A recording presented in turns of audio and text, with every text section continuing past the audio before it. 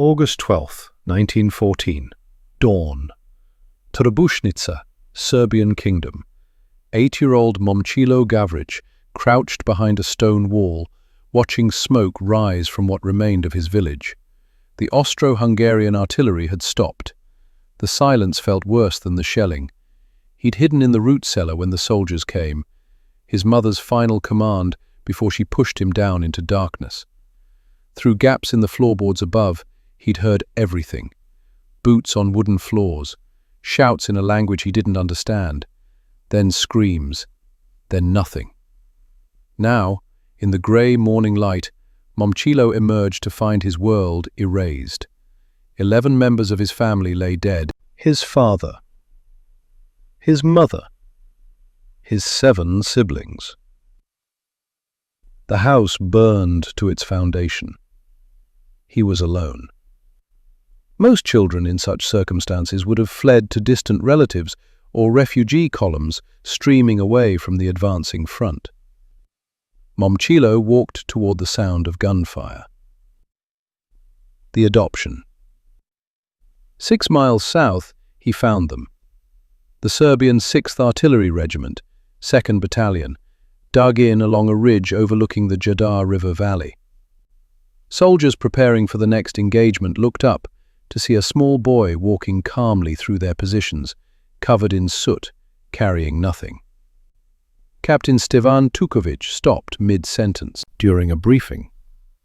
The child's eyes held something no 8-year-old should, a flatness, an absence of fear that disturbed the hardened officer more than his sudden appearance. "Where are your parents?" Tukovic asked. "Dead," Momčilo said. "All of them. I want to kill the ones who did it." The soldiers fell silent. In that moment, a decision formed, one that would violate every military regulation, every humanitarian principle, every instinct of civilization. They should have sent him to safety. Instead, they gave him a uniform. The transformation began immediately. Serbian quartermasters had no equipment sized for children, so they improvised. They tailored an infantry uniform to fit his small frame, cut down a rifle to manageable weight, fashioned a cap that wouldn't slide over his eyes. Within a week, Momčilo Gavrić became the youngest enlisted soldier in Serbian military history. But this wasn't merely symbolic adoption. The 6th Artillery Regiment treated him as a functioning member of their unit. They trained him in weapons operation, assigned him duties, expected him to keep pace on forced marches. The line between protection and exploitation blurred immediately. The system of war. Understanding how a child ends up fighting requires examining the machinery of early 20th century Balkan warfare. The Serbian army in 1914 operated under desperate circumstances. Facing the Austro-Hungarian Empire, a military power vastly superior in equipment, training, and numbers, Serbian forces relied on total mobilization. Every able-bodied man between 18 and 50 served. Towns emptied. Fields went unplowed. The concept of non-combatant eroded with each tactical retreat. In this context, Momčilo represented something beyond an orphaned child. He embodied Serbian defiance. Officers saw propaganda value. The boy soldier fighting alongside adults became a powerful symbol for a nation facing existential threat. Soldiers saw a mascot, a talisman of innocence amid brutality. And Momčilo himself saw purpose replacing trauma. He received actual military training. Artillery crews taught him to calculate firing angles. Infantry units drilled him in rifle maintenance. Medical corpsmen showed him basic wound care. These weren't sentimental gestures, they were practical measures. On the fluid Balkan front, where positions changed daily and supply lines collapsed regularly, everyone needed to fight or support those fighting. Lieutenant Radoje Radojević, who served in the same battalion, later wrote, "The boy learned faster than many recruits, not because he possessed special talent, but because he had nothing else. No home to think about. No peacetime life to return to. Only the regiment. The first year. For 8 months, Momcilo moved with the 6th Artillery through Serbia's bloodiest battles. The Kolubara campaign, Mount Sur, the defense of Belgrade. He learned to sleep during artillery barrages. The explosions became white noise. He learned to identify aircraft by engine sound before they appeared. He learned to recognize when men were about to die by reading subtle changes in their behavior. The soldiers protected him when possible. During bombardments, they pushed him into dugouts first. On marches, they carried his pack when exhaustion showed. But protection had limits. The front made no accommodation for childhood. By spring 1915, Momcilo had absorbed the rhythms of military life so completely that visiting officers sometimes failed to notice his age. He moved through trenches with the economy of motion that comes from survival learning, spoke in military terminology, responded to orders instantly. The boy had become a functional soldier. Then came the incident that transformed him from mascot to combatant. Age 11, April 1915. The Drina River Valley. Serbian positions faced relentless Austro-Hungarian pressure as the Central Powers prepared their massive offensive into the Balkans. The 6th Artillery Regiment held a position covering a strategic crossing point. Momcilo, now 11, served as a runner between forward observation posts and artillery positions, one of the few duties considered safe for a child soldier. On April 8th, he carried coordinates to a forward position when an Austro-Hungarian patrol infiltrated Serbian lines. What happened next depends on which account you believe. Official regimental records state simply that Corporal Gavrić engaged enemy forces and eliminated one hostile combatant. Momcilo's own later testimony provided more detail. An Austro-Hungarian soldier appeared suddenly from a communication trench. Both raised weapons. Momcilo fired first. The bullet struck the enemy soldier in the chest. He fell. Momcilo stood frozen, rifle still aimed, until Serbian soldiers reached him 30 seconds later. They found him staring at the body, trembling but silent. Captain Tukovic wrote in his diary, "Today Gavrić killed his first enemy. He is 11 years old. God forgive us all." No celebration followed, no backslapping congratulations. The men of the 6th Artillery understood they'd crossed a threshold that couldn't be uncrossed. They'd transformed an orphan child into a killer. The propaganda value seemed suddenly obscene. Unraveling. In the months following, Momcilo's status grew increasingly untenable.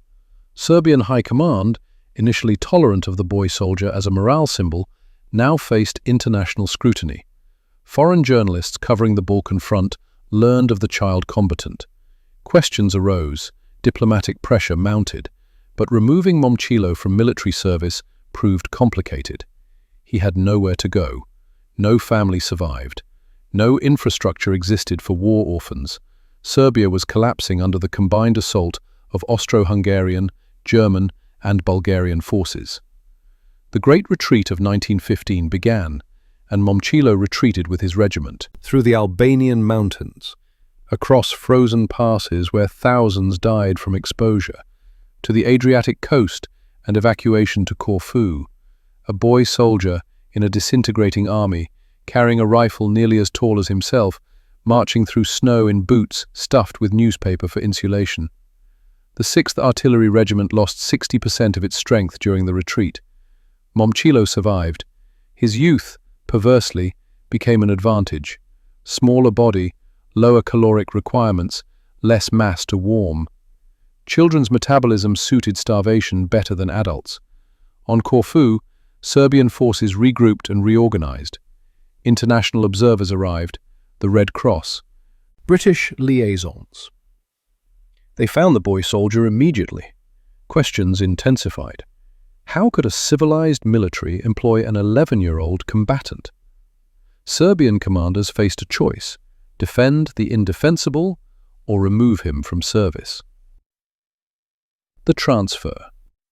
In 1916, at age 12, Momcilo Gavrić was officially transferred from combat duty to a support role in Britain, where the Serbian government in exile maintained operations. He received education, his first formal schooling since the war began, learned to read and write properly, studied history, mathematics, languages. But education couldn't erase what he'd experienced. Teachers noted his difficulties adjusting to civilian behavior. He woke screaming from nightmares, responded to loud noises by dropping to the floor, carried a knife constantly. At 12, Momcilo possessed the psychological profile of a combat veteran, suffering what we'd now recognize as severe PTSD. He remained technically enlisted, drawing military pay, wearing uniform on formal occasions, maintaining rank. The Serbian government couldn't quite decide what to do with their youngest soldier. He embodied both heroism and horror, sacrifice and exploitation. After the war ended in 1918, Momcilo returned to Serbia. He was 14. He'd served 4 years in combat, killed at least one enemy soldier, possibly more. Witnessed atrocities that would haunt him for decades. The aftermath. The remainder of Momcilo Gavrić's life unfolded in the shadow of those childhood years. He attempted normalcy, attended school, worked various jobs, eventually married. But the trauma never released him. He struggled with alcoholism, relationships fractured, employment proved difficult. The skills learned in artillery regiments translated poorly to peacetime economies. During World War II, now in his 30s, he briefly returned to military service with Yugoslav partisan forces. Combat felt familiar. He lived until 1993, dying at age 86. By then, the wars of his childhood had been eclipsed by new horrors. The Yugoslav wars, creating new generations of child victims. Momcilo's story, once a symbol of Serbian resistance, became a cautionary tale about the machinery that consumes children in adult conflicts. The meaning. What does it mean that an 8-year-old orphan became a soldier? That military units adopted him not to save him, but to use him? That he killed at 11 and carried that weight for 75 years? Momcilo Gavrić's story resists simple moral conclusions. The soldiers who adopted him weren't monsters. They operated within a system where total war erased normal boundaries. The boy who became a killer wasn't inherently violent. He sought belonging in the only community available.